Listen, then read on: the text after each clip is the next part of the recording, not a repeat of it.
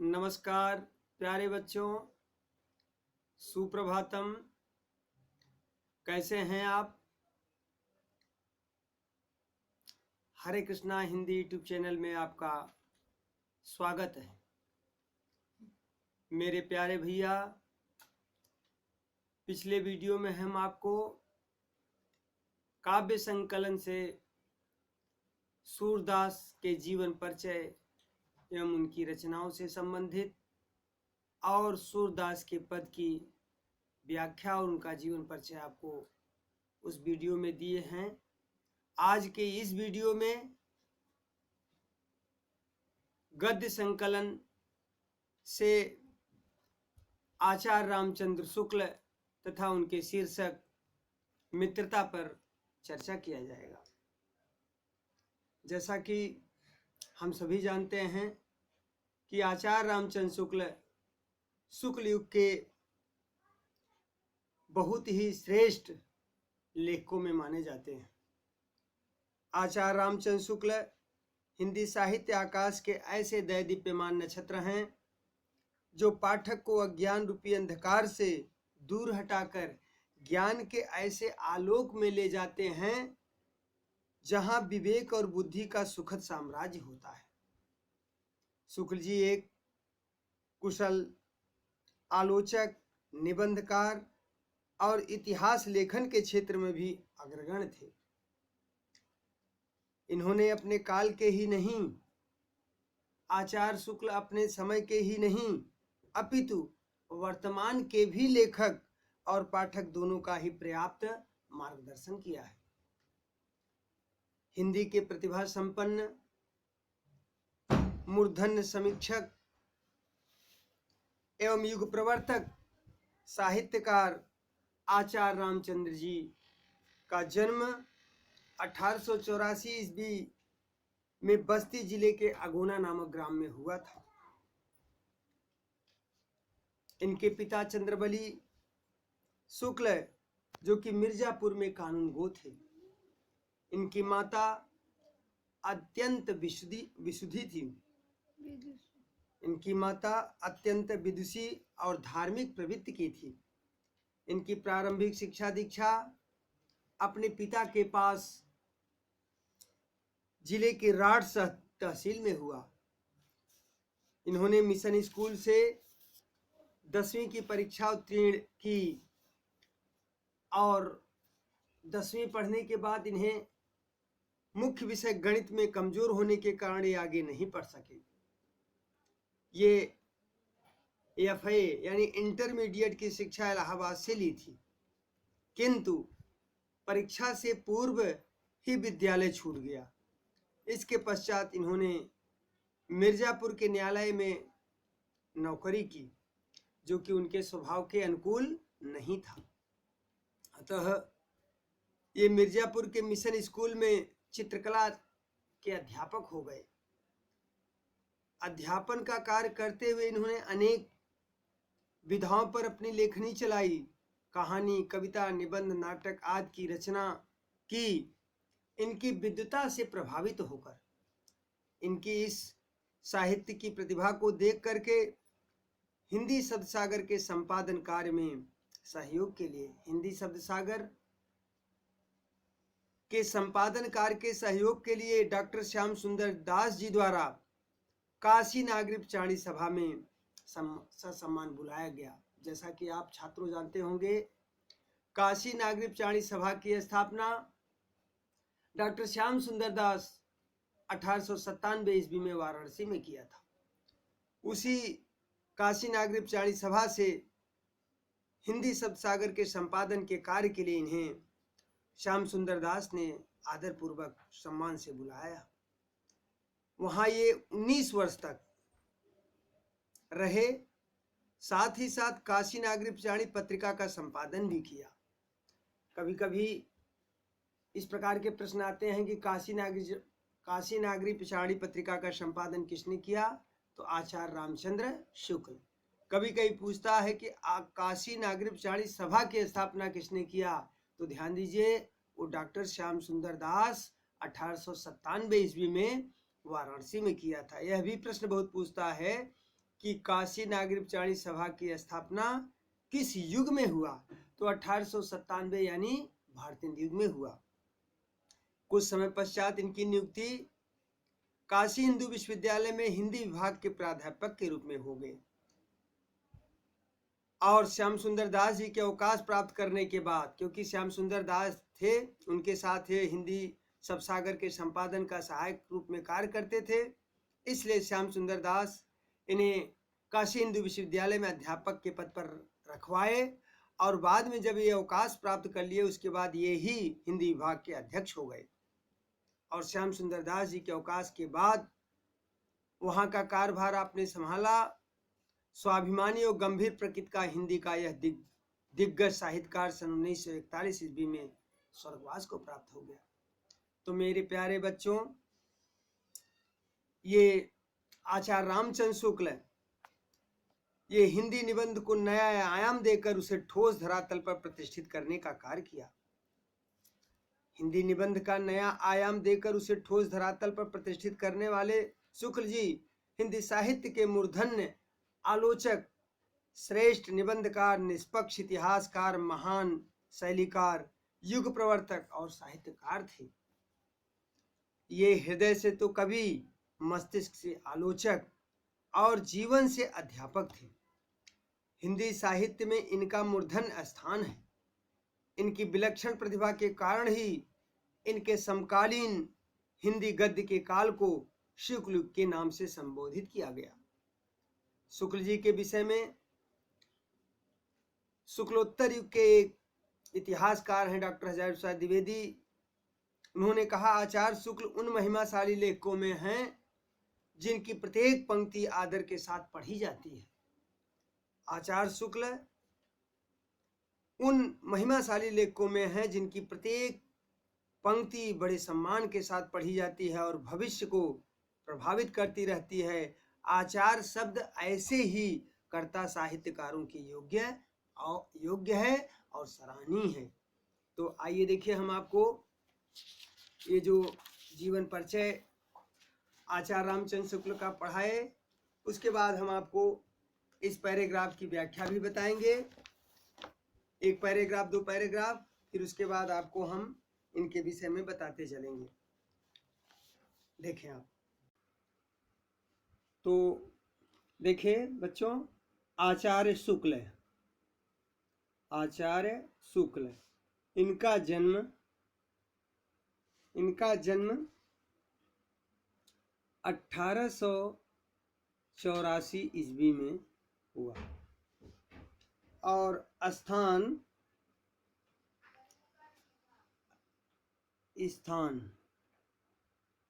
बस्ती जिला अगोना नामक गांव में, अगोना नामक ग्राम में हुआ था। जैसा कि अभी हम आपको बताए हैं कि इनके पिता का नाम चंद्रबली शुक्ल था।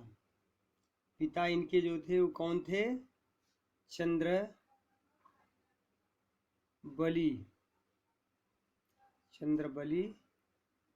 शुक्ल। इनकी माता अत्यंत विदुषी और धार्मिक थी और यह भी बताया कि प्रारंभिक शिक्षा ये अपने पिताजी के साथ जहां वो नौकरी करते थे वहीं पर उन्होंने प्राप्त किया। गणित में कमजोर होने के कारण ये इंटर में FA फाइन आर्ट्स कला से पढ़ा और इनका मन पढ़ने में नहीं लगा। इंटर पास होने के बाद ये मिर्जापुर में कला के अध्यापक हुए और वहीं पढ़ाते थे। बाद में किन्हीं कारणों से ये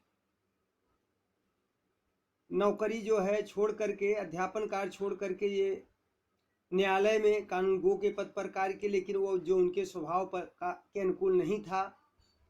बाद में अभी हमने आपको बताया कि डॉक्टर श्याम सुंदर दास जो कि द्विवेदी युग के साहित्यकार हैं। डॉक्टर श्याम सुंदर दास 1897 ईस्वी में काशी नागरी प्रचारणी सभा, काशी नागरिकचाणी सभा की स्थापना किया वाराणसी में। कहाँ, ये भी पूछता है, यह इंटर में एक प्रश्न आता है कि काशी नागरिकचाणी सभा की स्थापना कहाँ किया गया और किसने किया। तो डॉक्टर श्याम सुंदर दास 1897 में वाराणसी में किया।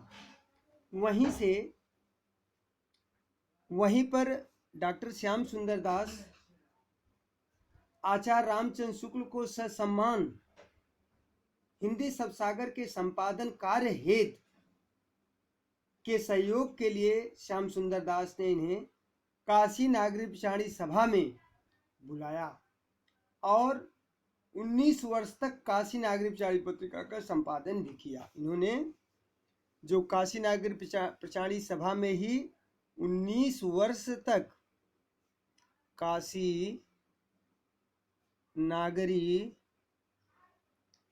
प्रचारिणी ये पत्रिका है, इस पत्रिका का इन्होंने संपादन 19 साल तक किया।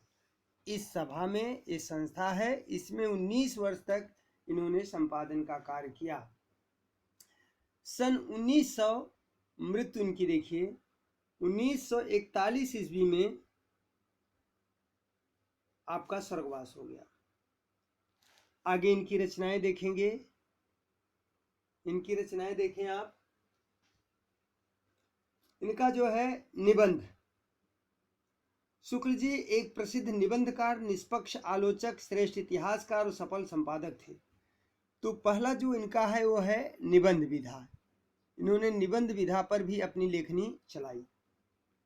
इनके निबंध संग्रह हैं चिंतामणि, बहुत पूछता है चिंतामणि किसकी रचना है, तो चिंतामणि भाग 1 और 2 यह इनका निबंध संग्रह है। दूसरा है, जो दूसरा निबंध है वह है विचार वीथी। ये दूसरा, पहला निबंध इनका था चिंतामणि, दूसरा था विचार वीथी, नाम से प्रकाशित हुआ। ये दो इनके रचनाएं हैं। इसी चिंतामणि निबंध संग्रह में इनका जो शीर्षक है आचार्य रामचंद्र शुक्ल का, जो आपके सिलेबस में है मित्रता, वह इसी चिंतामणि भाग 1 में संग्रहित है। यह इनके निबंध के संदर्भ में है। यह प्रश्न बहुत ही आपके बोर्ड की परीक्षा में पूछा जाता है, चिंतामणि किसकी रचना है या कौन सी विधा है। दूसरा है आलोचना।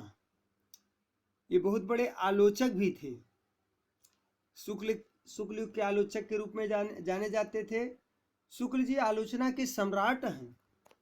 इस क्षेत्र में इनके 3 ग्रंथ प्रकाशित हैं। पहला क्या है, रसमीमांसा, रसमीमांसा। दूसरा इनका क्या है, वह आलोचना त्रिवेणी। तीसरा क्या है, सूरदास। ये इनके जो है आलोचना ग्रंथ है, रसमीमांसा, त्रिवेणी और सूरदास। एक क्वेश्चन बहुत पूछा जाता है कि त्रिवेणी कौन सी विधा है, इसमें किन 3 कवियों का जीवन, किन 3 कवियों की आलोचना किया गया है। तो कबीर को छोड़ करके सूर, तुलसी और जायसी, सूर, तुलसी और जायसी, यानी जो त्रिवेणी इनकी आलोचना विधा है, इसमें सूरदास, तुलसीदास और जायसी, इन 3 कवियों की आलोचना इसमें की गई है। और एक इन्होंने सूरदास आलोचना लिखा भी है। तो रसमीमांसा, त्रिवेणी और सूरदास, जिसमें रसमीमांसा और त्रिवेणी बहुत पूछी जाती है। आगे कंपटीशन में पूछा जाता है कि त्रिवेणी में किन 3 कवियों की आलोचना की गई है। उसमें सूर, तुलसी, कबीर, जायसी कई दे देता है नाम, उसमें किसकी नहीं इन्होंने किया। ये 3 जानते रहेंगे तो आपको उत्तर छांटने में सरल रहेगा। उसके बाद तीसरा इनका जो रचनाएं हैं, इनकी तीसरी जो रचनाएं हैं वह है इतिहास ग्रंथ। इतिहास इन्होंने क्या किया, इनका इतिहास है युगीन प्रवृत्तियों के आधार पर इन्होंने इतिहास ग्रंथ लिखा। उसका नाम है हिंदी साहित्य का इतिहास। हिंदी साहित्य का इतिहास। यह इन्होंने 1929 में 1929 ईस्वी में हिंदी साहित्य का इतिहास इन्होंने लिखा। जब आप आगे चल कर के ग्रेजुएशन में हिंदी लेंगे, हिंदी पढ़ेंगे, तो उसमें हायर एजुकेशन यानी उच्च शिक्षा के जितने शिक्षक हैं वो आपको रामचंद्र शुक्ल के हिंदी साहित्य का इतिहास पढ़ने के लिए हमेशा मार्गदर्शन देंगे कि आप हिंदी साहित्य की इतिहास आचार्य रामचंद्र शुक्ल के निश्चित पढ़िए। उनमें जो है बहुत ही सरल शब्दों में पूर्व से लेकर के यानी प्राचीन से लेकर के आधुनिक तक के सारे कवियों लेखकों के बारे में उन्होंने उसमें अपना सब संग्रहित किया है। इसलिए पहला सजेशन आपको यही दिया जाता है कि वैसे तो आप अन्य राइटर की किताब पढ़ेंगे तो कठिन होगा, लेकिन हिंदी साहित्य का इतिहास अगर पढ़िए आचार्य रामचंद्र शुक्ल का तो आपको यह सबसे सरल लगेगा। इसमें इन्होंने बहुत अच्छे ढंग से लिपिबद्ध किया है। उसके बाद चौथा है आपका संपादन। किसका इन्होंने संपादन किया? तो संपादन में इन्होंने जायसी ग्रंथावली लिखा इन्होंने, जायसी ग्रंथावली पहला। दूसरा तुलसी ग्रंथावली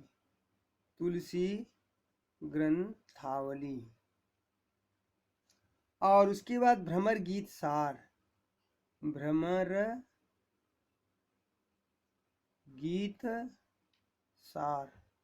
एक भ्रमर गीत सूरदास लिखे हैं और ये सार तत्व ये आचार्य रामचंद्र शुक्ल के हिंदी शब्द सागर, अभी आपको जो बताया गया है हिंदी शब्द सागर। उसके बाद काशी नागरी प्रचारणी पत्रिका, इसका संपादन किया इन्होंने, काशी नागरी प्रचारणी पत्रिका, इसका संपादन इन्होंने 19 वर्षों तक किया। उसके बाद आनंद कादम्बिनी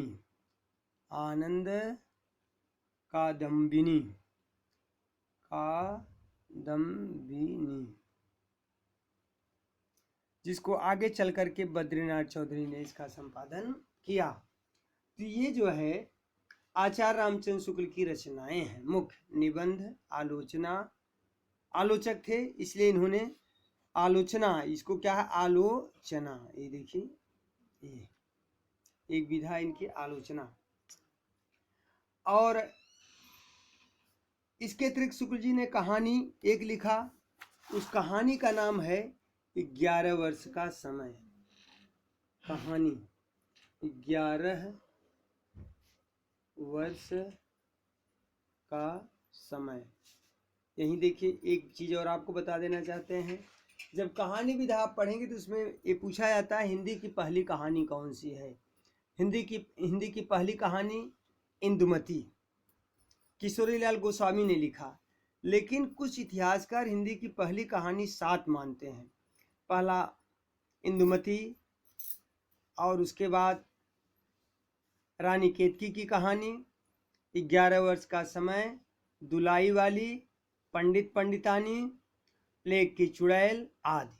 इस तरह से उन 7 कहानियों में एक कहानी 11 वर्ष का समय है जिसे आचार्य रामचंद्र शुक्ल ने लिखा है। तो यह पहली कहानी भी मानी जाती है। कभी कभी अगर दे दिया गया हिंदी की पहली कहानी विकल्प में तो 11 वर्ष का समय भी आप लिख सकते हैं।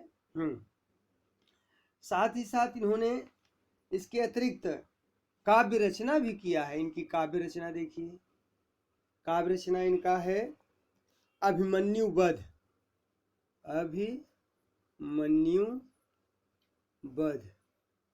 उसके बाद हिंदी अनुवाद भी इन्होंने किया। इनमें जो अभिमन्यु वध की रचना की तथा कुछ अन्य भाषाओं से हिंदी में अनुवाद भी किए, इनमें मेगस्थनीज के भारतवर्षी विवरण है, आदर्श जीवन कल्याण का, आनंद विश्व प्रबंध, बुद्ध चरित आदि आपके ऐसे ग्रंथ मिलते हैं। तो इस प्रकार से मैंने आपको कबीर आचार्य रामचंद्र शुक्ल का जीवन परिचय, जीवन वृत्त जो संक्षिप्त बताया कि 1884 में इनका बस्ती अगोना नामक ग्राम में हुआ। पिता चंद्रबली, माता एक विदुषी महिला थी और मृत्यु इनका 1941 में हुआ डॉक्टर श्याम सुंदर दास के सहयोग से ये काशी नागरिक प्राणी सभा वाराणसी में काशी नागरिक प्राणी पत्रिका का 19 वर्ष तक संपादन किया। आपकी रचनाएं जो निम्नवत आपको बताया, इस तरह से इनका जीवन परिचय आपने पढ़ा। ऐसा भी कहा जाता है कि ये जो निबंध लिखे, काव्य में रहस्यवाद और काव्य में अभिव्यंजनावाद, ये जो निबंध लिखे हैं इसमें एक और ऊपर ध्यान दे दें, काव्य में रहस्यवाद और काव्य में अभिव्यंजनावाद आदि साहित्य निबंधों तथा करुणा, क्रोध, घृणा आदि मनोविकार पर लिखे विचारात्मक निबंधों के आधार पर उन्हें हिंदी का सर्वश्रेष्ठ निबंधकार कहा जा सकता है। इसलिए इन्हें जो है हिंदी का सर्वश्रेष्ठ निबंधकार कहा जाता है। तो हम आज आपको एक पैराग्राफ पढ़ा दे रहे हैं, उसी पैराग्राफ को आपको हम करने के लिए दे देंगे कि इस पैराग्राफ से आप प्रश्न छांटिए और छांट करके उत्तर दीजिएगा। देखिए, आप इसमें प्रश्न दिया आपकी किताब में ही, क्योंकि आपके सिलेबस में पहला पाठ आचार्य रामचंद्र शुक्ल है काव्य में, अब गद्य में पहला पाठ मित्रता है। तो उस मित्रता शीर्षक से ही हम आपको, जो ये मित्रता शीर्षक है, इसी मित्रता शीर्षक से हम आपको एक चैप्टर दे रहे हैं, एक पैराग्राफ पढ़ दे रहे हैं, इसी से अभ्यास दे देते हैं। इसको आप लिखना है। विश्वास पात्र मित्र से बड़ी रक्षा रहती है। जिसे ऐसा मित्र मिल जाए तो उसे समझना चाहिए कि खजाना मिल गया। विश्वास पात्र मित्र जीवन की एक औषधि है। हमें अपने मित्रों से यह आशा रखनी चाहिए कि वे उत्तम संकल्पों में